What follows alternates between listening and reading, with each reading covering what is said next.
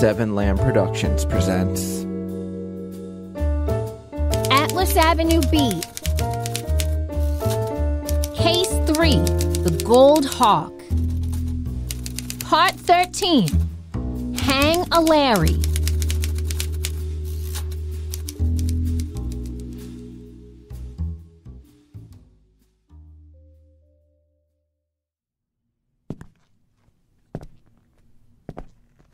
The snow was heavy.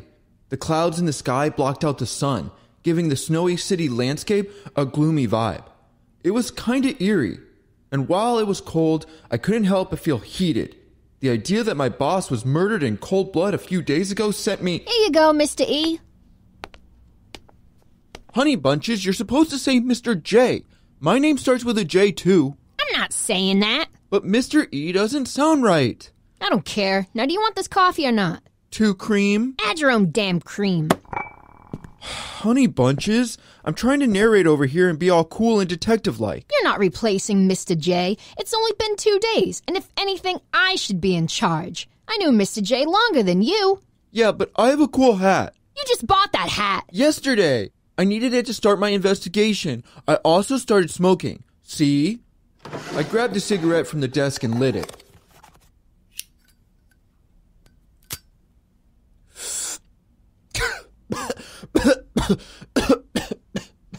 Joey, you don't smoke. That's Mr. E to you. And what are you investigating? Mr. Locke's death. For what? There's no body. No body like Mr. J?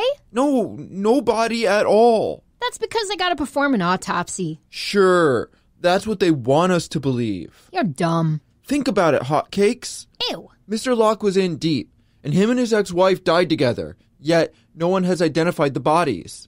How do you know? I went to the hospital earlier. There's no records. And I talked to my friend who works down at the docks. You have a friend that works at the docks? He's a prostitute. He said that the people who stormed the house weren't part of the Mantis Muggs. They were Smush, secret menacing underground society, ha. Ha?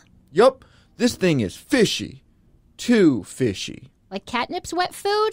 And that pond outside the museum. Museum? What is it, Sweet Tush? Stop. Well, what are you saying for? Mr. J was working on a case for the museum. The Gold Hawk. The Gold Hawk, you say? Yeah, I just said it. Do you have those files? They're probably on his desk.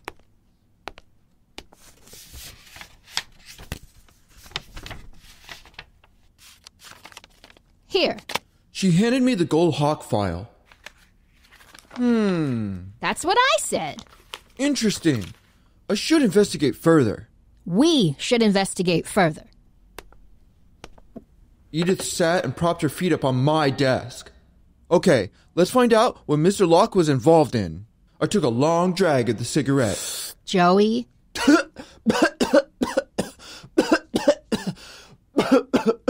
One moment. Stop smoking, you dumbass. I want to be cool, like Mr. Locke and Joe Camel and early James Bond. I fell to my knees trying to clear my lungs. Edith bent down and grabbed my face. She tilted it so our eyes met. Joey Everknuckle. Yes, sweetums? You'll never be cool, you fucking lame ass. Now put that cigarette out and let's go solve some shit. Good idea.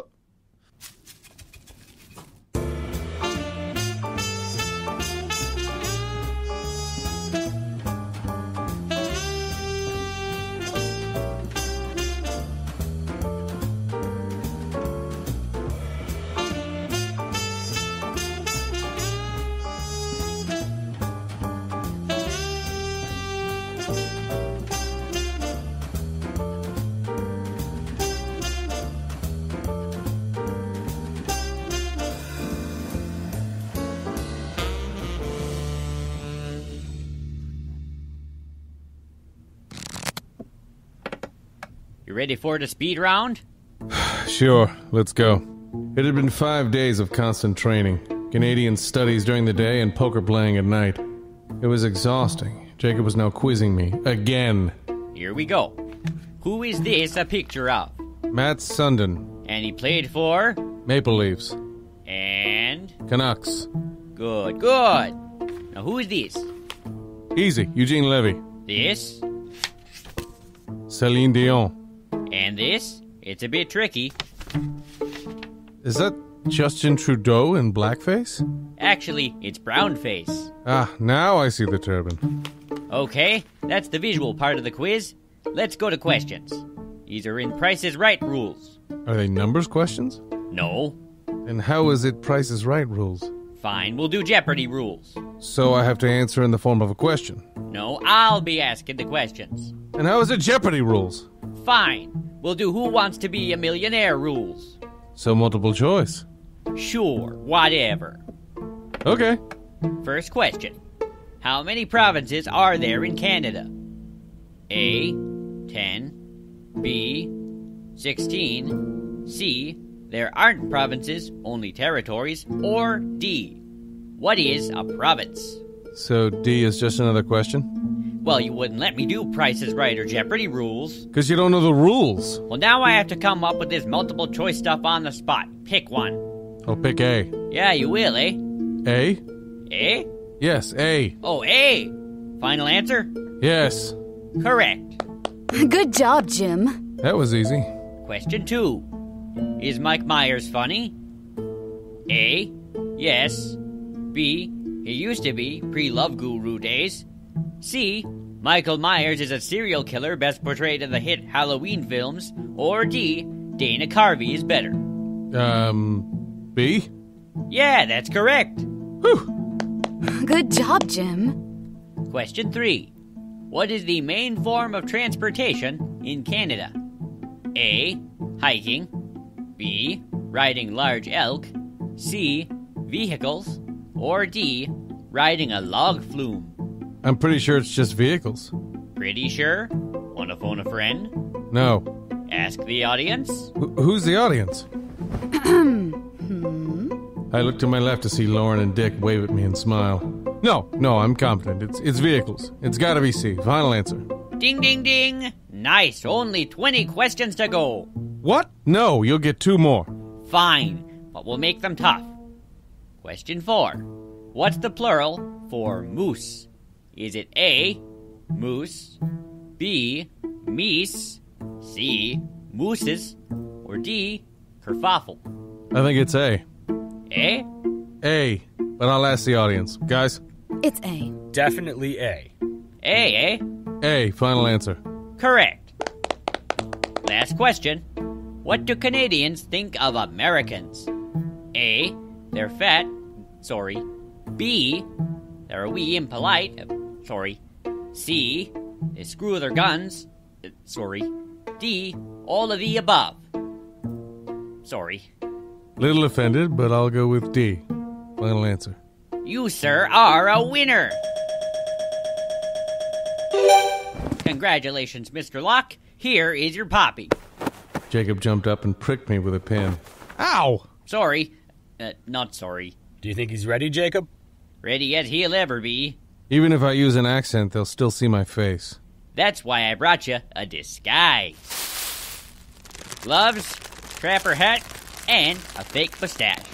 I have to wear that the whole time? Yes. And what about my name, Roger Thornhill? I thought the other players had to use Cary Grant names as aliases. Right, but your actual name will be Roger Thornhill. The Muggs will love it. It'll be like you're destined to play in the game. But I'll still have to prove myself? You betcha. How is the poker playing coming along? Are you good? I think so. He's practiced every night. Lauren downloaded an application on her phone. And while he had trouble operating the phone, I took care of it while he told me when to fold and when to raise. I won every online tournament. He even won a little pug avatar. He was so cute. Apparently you could change the hats he wears. We put a beanie on his head. It's so cute. I say we chance it. The Muggs are looking for someone as we speak, now that Jerry Flynn is out. They haven't found anyone? Not to my knowledge. Okay, Locke. Now is your time to shine. Locke? Don't you mean Mr. Thornhill? I smirked, Dick smirked, we smirked. Time to infiltrate this evil Canadian organization.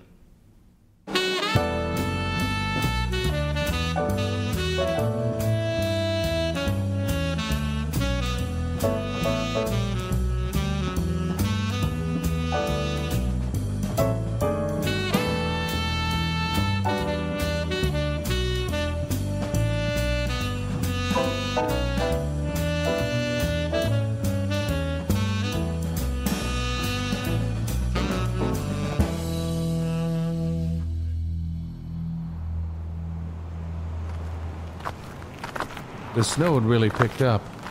Ugh, we almost there? Why didn't you wear a heavier coat? I didn't have one. Wait a second, what are you wearing? A coat? That zipper. Or a Donald, thank you for noticing. Did Donald give you that? Dick did. And where did he get it? I assume from Donald. Of course. I was still cautious around these CIA types. Lauren had lied to me. Apparently Donald had lied too. And I was still pretty sure that Dick had set me up. Now here I was with someone completely new. What if this faux Canadian prick set me up too? He could be leading me to my death as we speak. You don't trust me, do ya? Honestly, I don't know who to trust. You can trust me. I've never lied in my life. Never? You're pretending to be a Canadian criminal when in actuality you work for the CIA. Okay, shut up, you big idiot. I lie all the time. You're gonna get us killed. It's just around the corner. Jacob led me into a dark alley. I was on high alert, but that's because I smelled marijuana in the area. Here. We went down a small back alley stairwell and stopped at a rusted metal door. Okay. What? Tony Orlando. What about him? Nothing. Hey, get in the character. Sorry. Good. You got the poutine? Yeah. I held up the takeout bag. Good. It's showtime. What's the password, eh? Quebec. Stays. Alright, come on in.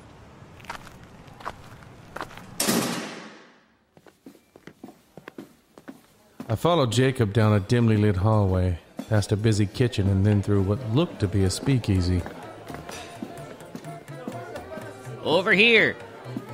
Whoa there, little Nelly. Where do you think you're going? He's expecting us. You Jacob? That's right. Follow me.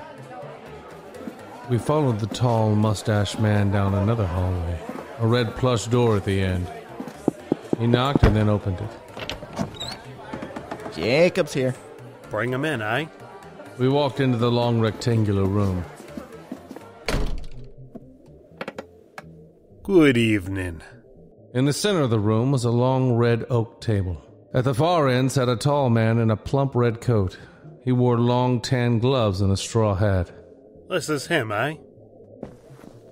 Yes, Mr. Lynx. He's brought you something. I quickly nodded and showed them the paper bag. Is that poutine? It is. Pass it over. I put the bag down and tried to slide it across the table, but it barely went a foot. Just push it. No, don't pick it up. Just push. There you go.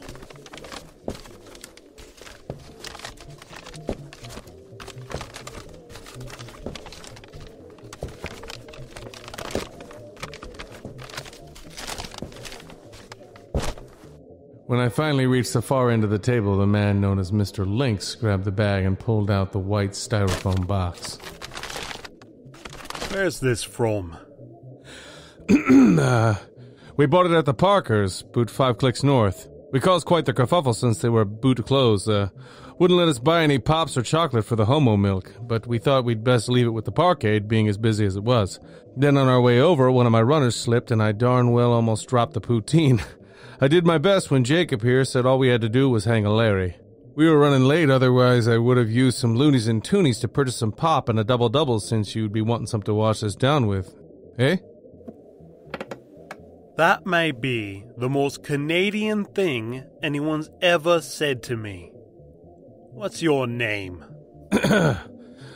Roger Thornhill. Is that right? I like that. Jacob. I like that. How long have you worked for me, Mr. Thornhill? Longin. Mr. Lynx, he helped with the shipments up in the seaports. He may seem like just another hand, but he's quite good at slinging cards. Well, we need someone to replace Flynn. Ain't that right? That's why I brought him. Let's have him play then. Sorry? We're gonna have you play. Sit, please. I took a seat in one of the plushy velvet chairs to his left. Samuel, bring in Grayson. Yes, sir.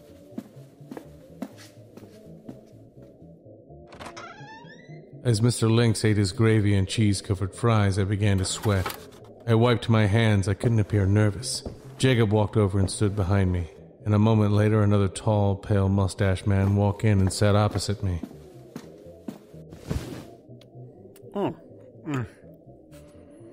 Jacob, why don't you deal? Of course. Mr. Lynx pulled out a suitcase and opened it. Inside, multicolored poker chips and 2 decks of cards. The game is no limit hold'em. Heads up, 10-minute blinds. You'll start with 4K. Whoever loses, dies. My heart beat rapidly and my muscles tightened, and I was sure I heard Jacob audibly gulp.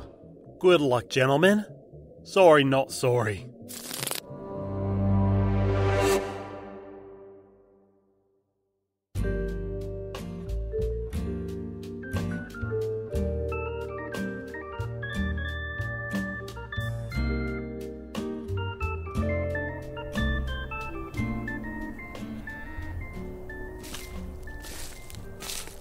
Where the fuck was I? After leaving the airport, I called for an Uber. I yelled, "Uber! Uber!" But no damn car showed up. I mean, not an Uber at least. I did climb into a lot of other cars, though, and people yelled at me, so I had to run away. I picked a direction and walked until I saw some farmhouses. And then some lady watering her lawn told me the Amish people lived about 20 miles north. So I waited till nighttime so I could follow the North Star, but now it was morning and the star was gone. I was lost in some damn snowy cornfield. Hello? Anybody here? Anybody anywhere? Help! Go away, cornfield monster! But when I turned around, I saw some bearded dude on a horse. Excuse me, who are you, my friend? No, I'm not your friend. Maybe later, but we just met. I was being polite. Fine, I don't want to be friends with you anyway. Who might you be? I might be Paul. No, wait, I'm sure of it. My name's Paul Went. Paul Went? Yeah, that's right. That name sounds familiar. Well, it should. I just told it to you. What brings you out here to B County? B County? Hey, that's where I'm supposed to go. Wait 1 second. Paul Went? You don't happen to be Bethany's boyfriend from the city, do you? I do. Who are you? My name is Daniel. I'm her cousin. She's here? She's visiting her ma and pa now. Is that short for Mom and Pap Smear? Close. It means mother and father out here. Huh, damn, I was close. Here, hop up. I'll take you to Bethany. I'm sure she'd be happy to see you. Ooh, is she making pie? Because all I've eaten for the past 12 hours is a few bugs that flew into my mouth. And a few that didn't. And there's no corn cobs out here. I'm sure she can whip you up something nice. I climbed up onto the horse and we rode towards a small town over the hill.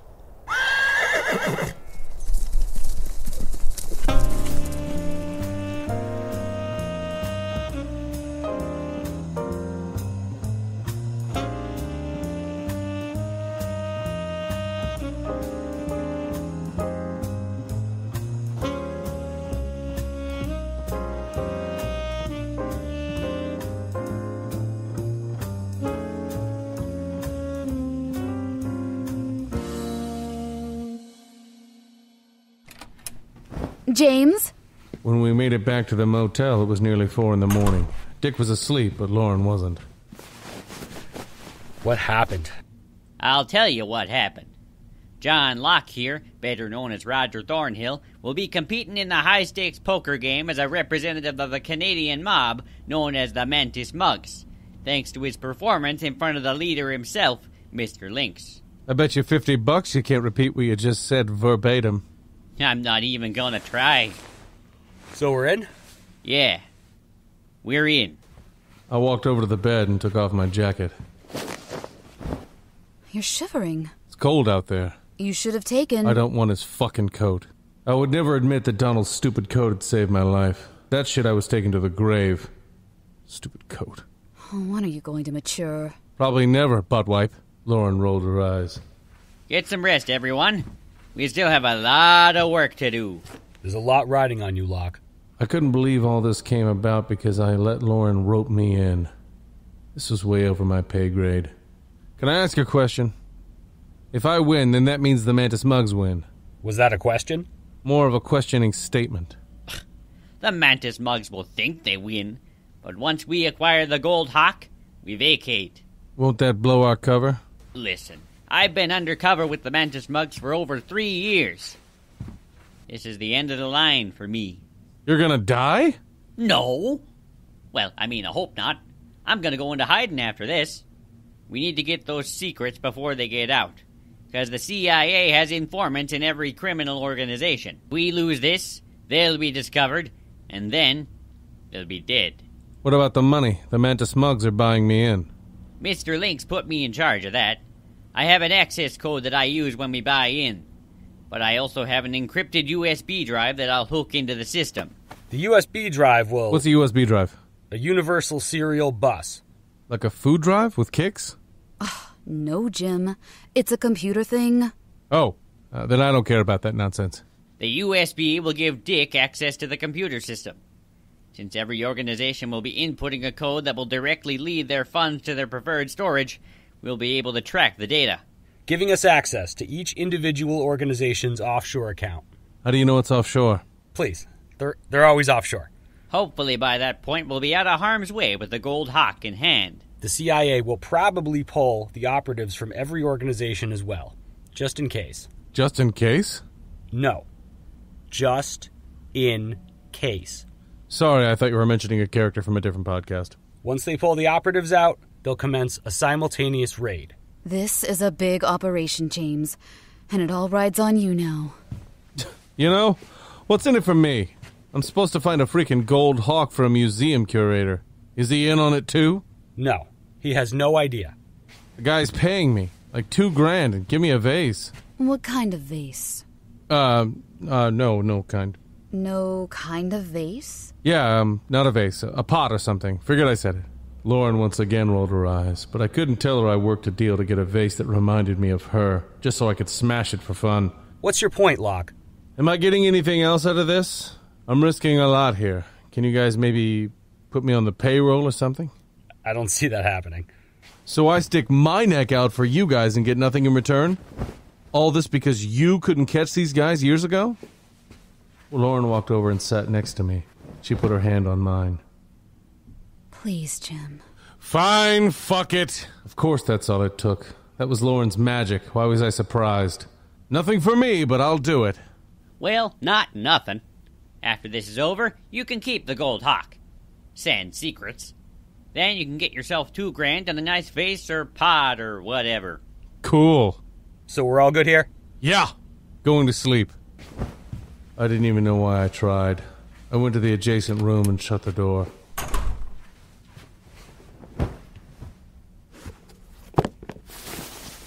I needed sleep. And I'll tell you what, I couldn't wait to get my hands on that vase to smash it to pieces. Atlas Avenue Beat. Written and edited by Robert M. Lamb.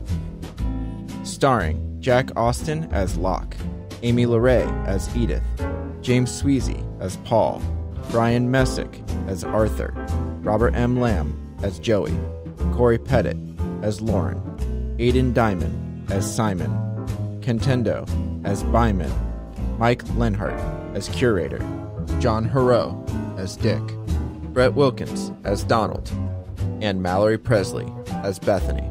Co-starring Mitchell Beck, Evelyn, Seth York, Crystal Hall, James Brown, Cody Meadows, Louis Farrant, Caitlin Spring, Dennis Caldwell, Amber Simpson, Sean Sullivan, Hope Ennis, Melanie Kissel, and Luke Hurt.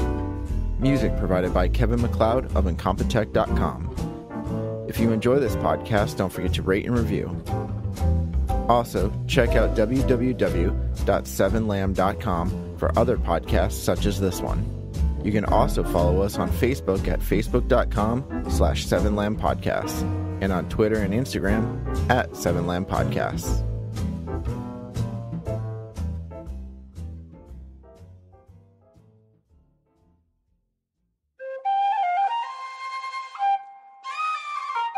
This has been a 7 Lamb production.